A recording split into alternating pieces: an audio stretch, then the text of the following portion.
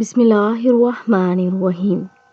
حدیث نبوی صلی اللہ علیہ وآلہ وسلم ہے کہ اس شخص پر دوزخ کی آگ حرام ہے۔ رسول اللہ صلی اللہ علیہ وآلہ وسلم نے فرمایا، جو کوئی شہادت دے کہ ایک طرف اللہ کے سوا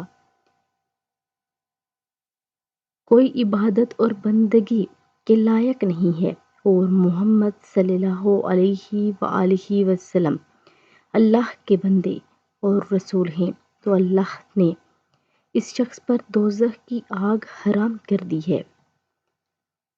یعنی اس بات کی گواہی دینا کہ اللہ کے سوا کوئی عبادت اور بندگی کے لائق نہیں، وہی ہمارا خالق اور مالک ہے، اور نبی کریم صلی اللہ علیہ وآلہ وسلم آخری نبی اور اللہ کے بندے ہیں۔ اگر ویڈیو اچھی لگے تو لائک، شیئر اور سبسکرائب کر دیں۔ جزاک اللہ خیر۔